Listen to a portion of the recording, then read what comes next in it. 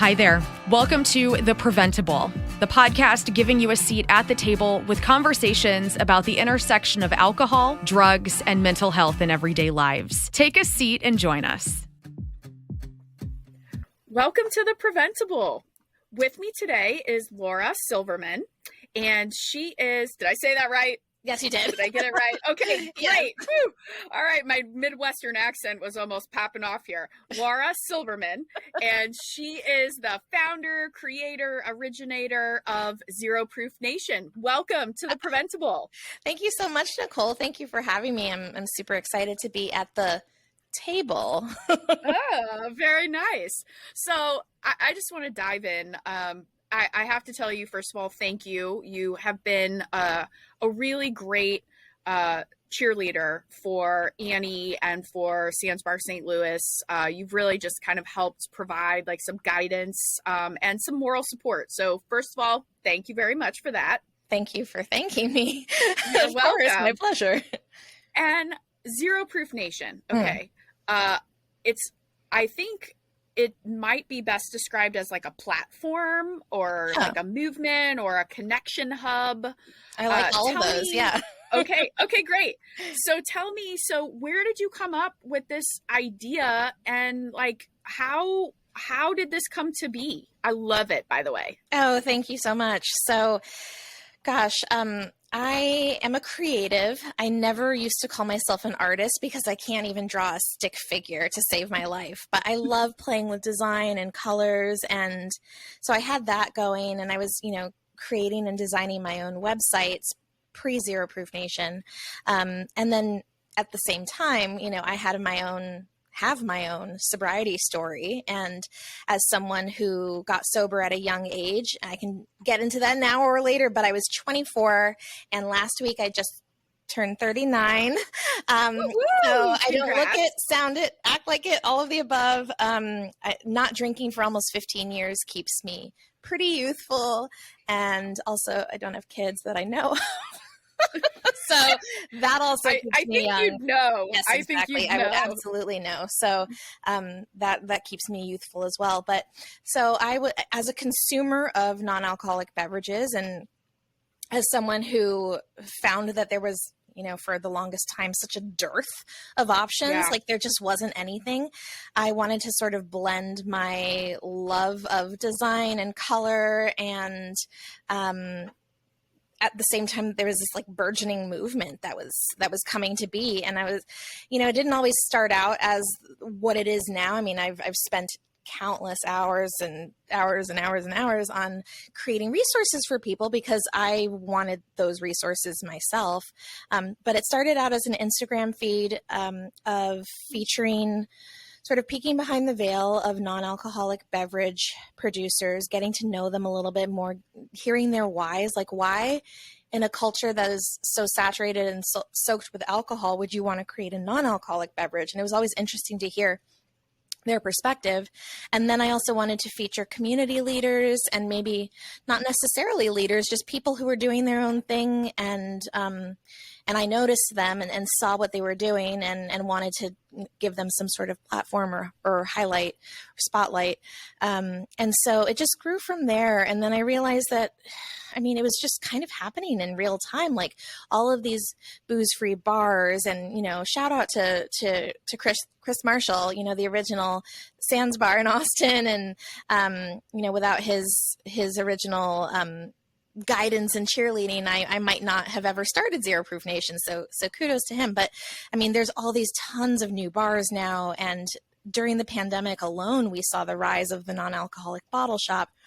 And then beverages galore. There's so many different categories. And so it was just happening in real time. And I was like, I got to document this. I need to find a way that if anyone's looking for any resources, they can have one place to kind of come find them and then connect with others. Yeah, that's what I like about your website is just very simple, right? Like the graphics where it's just like a picture of the United States and here's where you can find different resources, because it's nice to be able to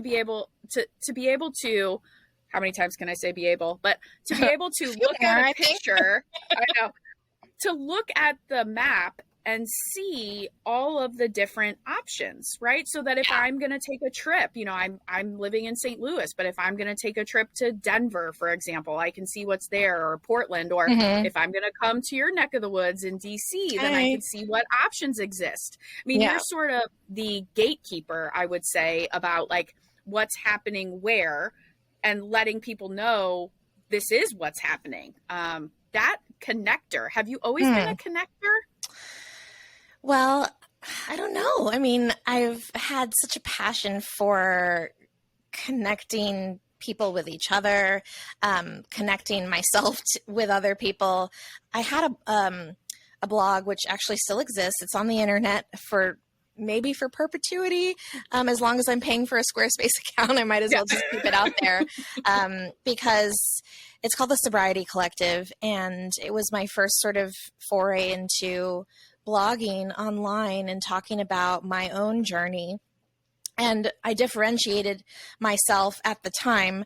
I essentially started it about 8 years into sobriety. I had been a part of a 12-step program for a couple of years and found that it served me a purpose in my early sobriety. And then I was ready for something different and new. Yeah. And no one there understood it. They didn't understand why I was leveling searching up, for something different. And so I did a lot of the things that I consider very recovery oriented. I mean, I continued getting support for my mental health. I nurtured relationships with my family and with close friends. I was exercising more. I was doing a lot of things, but I missed having community. I missed having people who got it. So when I started this blog, I really wanted to find other people, and maybe other people that had a different kind of recovery journey, a different kind of sobriety story. And so I started this blog called the Sobriety Collective to really kind of feature stories that were maybe more alternative recovery, or sober people who didn't consider themselves in recovery. They were just kind of like doing the booze-free thing. Not drinking, right. And then especially like I featured people who were creatives who really found more creativity when they quit, which is interesting because there's that trope of the tortured writer, the alcoholic or drug addicted artist. And I wanted to sort of flip that on its head. Also provide resources for people, blogs, podcasts, books, courses, whatever, you name it. And then I got to this point where I was just feeling like I needed a different creative outlet. I guess I just kind of graduated from that particular thing. Right. But I was connecting people with each other. It was a directory of sorts. And kind of to answer your original question, which I usually never remember with my ADD. I'm like, wait, what was the original question? Yeah, I think I have been sort of a connector, maybe without realizing it. And I wanted to do the same with the non-alcoholic beverage world, which includes this vast sobriety spectrum, ranging from people who are literally not drinking for one night only, whether they're the designated driver or they have a big meeting in the morning, to people who are abstaining for pregnancy or training for a marathon or a dry January, sober October, and then all of the sober serious people who might just have decided alcohol doesn't serve them anymore, or they're in recovery, or whatever their story may be. And everyone deserves an option. And the future of hospitality is inclusivity. And I think we're finally seeing that slowly by slowly. And everyone, deserves an option. So whether that's in their own path to recovery, which, you mentioned that, you worked a 12-step program for a while and then it, stopped serving you, and there are other options out there, and there should be I mean, I'm a vegetarian. So the amount of options that I have seen over the years, I've been a vegetarian for over 20 years. I mean, it's really exploded. Yeah. And I think that you're exactly right, that inclusivity is the way that the hospitality industry is trending, or the way that restaurants who want to stay open and thriving, like, are trending, right? The ones who are sort of like, nope, this is what we do. Those those don't necessarily seem to be thriving as much. So you mentioned connectivity. Yeah. I know. And by the way, are you vegan? Are you vegan? Or because do you like cheese? Do you like ice cream? Yes, I love cheese and I love ice cream. I was vegan, I think, for a day. Yeah. And then I was like, this is for the birds, Yeah. It's for the birds. You mentioned connectivity. I would be remiss if I did not ask you about your sober karaoke. Oh, you love some karaoke. My gosh. Yeah. Okay. That was actually the first time I met you. You were talking about karaoke and I'm obsessed. And I know. Okay. True confession. I've never done karaoke. You sober ever? Like, never. Not even. Wow. Never, because it petrifies me, and I don't care how much social lubricant that I have. You just won't do it. Oh my gosh. I'm not doing it. I would rather sing in public than speak in public. That's just how I feel about it. I know that's like a flip, not necessarily the case for most people, but I definitely did karaoke in my drinking days and thought I was pretty good. Obviously. But probably wasn't that great. I was a musical theater in high school, and I wasn't the best singer out there, but I definitely could do more than carry a tune. I was in choir, very musical, and I play piano and guitar with levels of mediocrity. And I'm always singing around the house, in the shower, in the car. And so just because I got sober so young, I just... I'm trying to remember, like, how often did I do karaoke in my drinking days? I guess often, but not as often, obviously, as I've been doing it now. And I'm usually one of the only ones in the group that I'm in when I've gone out, and it's just so weird, like the past 2 years. I do a lot of virtual karaoke now, and I'm a host for some virtual karaoke in the DC area. And then I did I had a foray in 2020 of doing these like sober karaoke parties that were super fun to introduce my karaoke community to non-alcoholic beverages, and then to introduce maybe some people from the non-alc community to like karaoke virtually. What's your go-to song?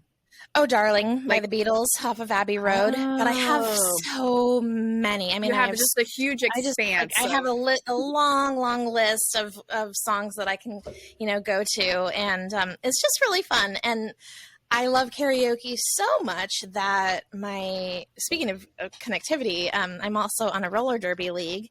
And my roller derby name is Scarioke Queen. I go by Scary for short.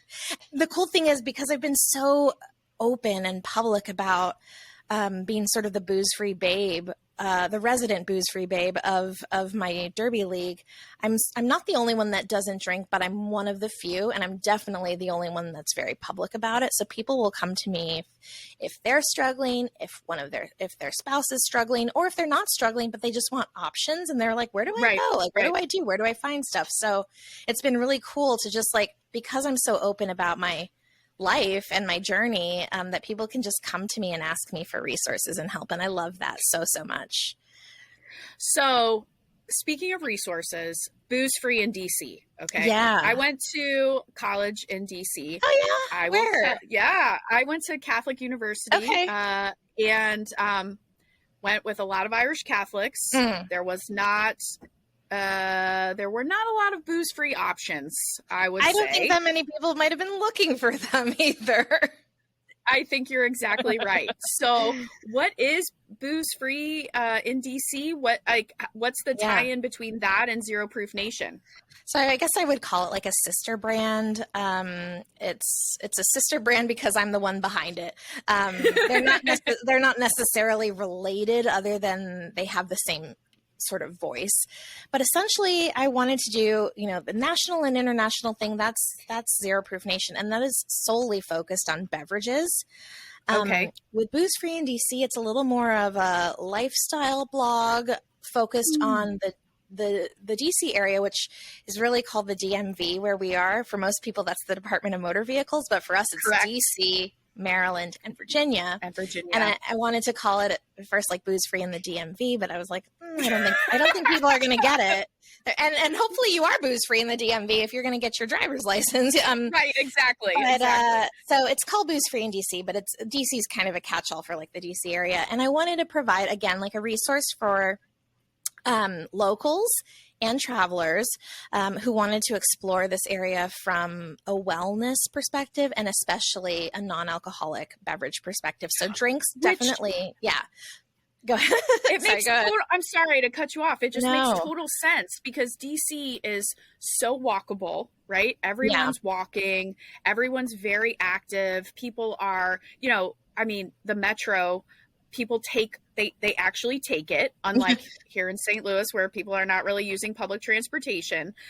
And then, going to the monuments, right? It is not unusual for locals or tourists to just like go hang out. I mean, there's a lot of things to do that don't involve alcohol. I mean, there really are. Yeah. Absolutely. I mean, museums and monuments, but that just kind of scratches the surface. That's the DC that a lot of like people know, tourists know. And frankly, before I started the blog, which was around the same time I started Zero Proof Nation, I was doing a lot of the same things in the area, like going to kind of the same places and not really discovering new things about the DC area. I'd been here for almost 14 years at the time. And I was like, maybe this will help me appreciate it and experience it differently. And it has. It's just opened my eyes to so many new adventures. I've met so many new people.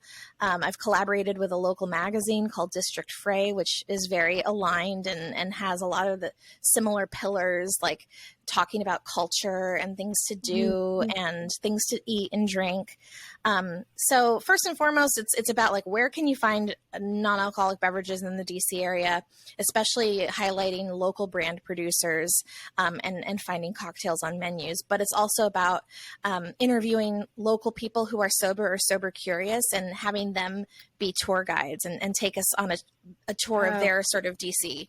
And so I love it. I love doing like 5 trillion billion things apparently, because I also have another thing that I'm doing. None of these are paid yet. Yes.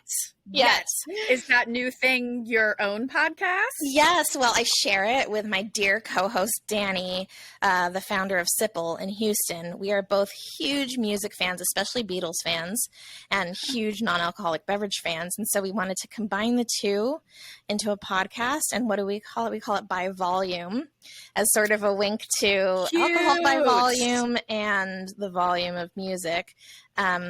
But it's just super fun at talking about like the relationship between music and beverages and kind of going on a wacky ride with our special guests. And so that's been super fun. And we launched officially, I think, on April 4th. And we just published our 9th episode today. So we're a baby podcast, but it's super fun. And the cool thing is that every episode comes with a Spotify playlist.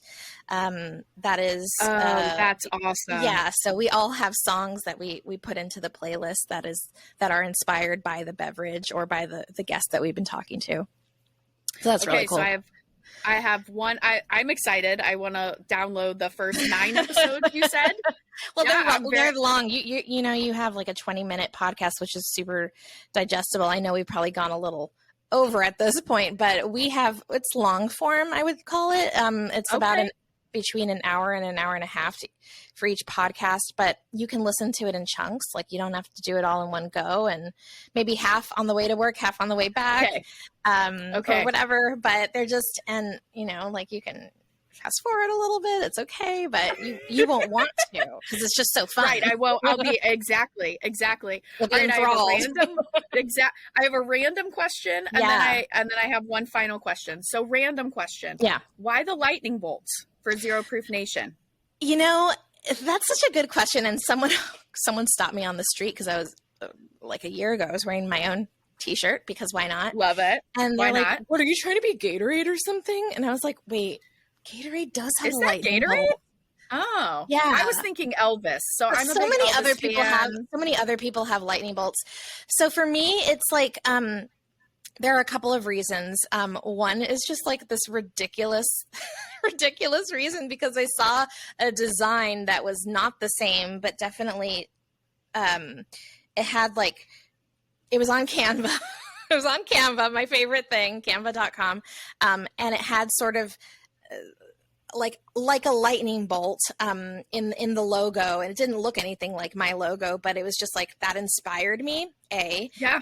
And B, it's kind of like a backwards Z. And I wanted to do like something that was like reminiscent of a Z for Zero Proof Nation. So it was, yeah, I didn't even think about Gatorade or all the other things that use lightning bolts, but it's funny in hindsight. I was like, oh yeah, I guess so. Oh, well. Well, I'm a big Elvis fan, so I love TCB and all of that good stuff. Oh, wow. I don't know Elvis had lightning bolts as part of his like shtick? Huh. Yes, he did. Yes, he did. That was his whole like taking care of business mantra. So I'm a big lightning bolt fan. So thank you for that. Thank you for that. You're welcome. Jeez, I didn't know. My last question is, so 5:00 tonight, or whenever you decide to call it quits, what are you drinking tonight? Well, the good thing about non-alcoholic beverages is that I can drink them throughout the day. And when I was editing my podcast this morning, I had a glass of naughty champagne because I was like, why not? Oh. Right now, I'm having some seltzer mixed with cheeky cocktails mixers, lime and honey ginger, because I'm still kind of fighting residual symptoms of the vid, which I had last month, and it's just kind of like continued. But I'm trying to think of like, what am I going to have for dinner tonight? Because whatever I have for dinner kind of dictates like, you know, does it go nicely with like, you know, some bubbly rosé, or do I want like to crack open an athletic beer? I have so many different options to choose from. So it'll probably be something that's already chilled in my fridge, which is either more naughty champagne or something by Athletic, which is kind of what I have in my fridge right now. But Athletic, I have like 4 bar carts and many secret and not so secret hiding places in my apartment for all sorts of things. I have a problem. And isn't it nice that you have options, right? It's so nice. That you could just talk for 2 minutes about all of the different options that you could drink if you wanted to, right? I mean, that's really incredible. And speaking of options, and speaking of, you know, being a resource for people, like I've been able to introduce these beverages to people in my life that do drink alcohol, but might be looking for different weekday options or just something different. And so, of course, I love sharing them with my fellow like booze-free babes of any gender, but it's always fun to introduce these to people who have no idea that this world exists. Absolutely. Well, thank you so much for joining. If people want to find out more about you, and they want to get hooked up with Zero Proof Nation, or find out more about Booze Free in DC, how do they do that? They do that probably via the gram. Okay. All right. Instagram, and I have a few handles. I'm sure if you have show notes, you can pop them in there. But essentially, my personal one is at We Are Sober. And then the ones for Zero Proof Nation are at Zero Proof Nation and at Booze Free in DC, keeping it pretty like simple. And Got it. Yeah, and then those all have tons of links, you know, in the whole link in bio situation. You can just go down a rabbit hole and find different resources and blogs and interviews and stuff like that. But those are kind of the ways. And I do really, really love connecting with people. So I'm always happy to make a new friend. Well, thank you so very much for joining us today. I really am. I'm going to go home. I'm going to listen to your podcast by volume. Very excited because I love music. Good. Well, even a few minutes would be great. I love feedback. I'll do that. And I will review it or subscribe to it because we know that that's really important. Yes. So and speaking I will also of that, do the same. Thank you. If you like what you heard on today's episode, please consider rating, reviewing, and subscribing. Thank you very much. Have a wonderful day. Bye. Bye. Thanks for joining us at The Preventable, brought to you ad-free by Prevent+Ed. Prevent+Ed works to reduce or prevent the harms of alcohol and other drug use through education, intervention, and advocacy. Please visit their website at prevented.org. Like what you heard? Rate, review, and subscribe to stay up to date with what we are serving on The Preventable.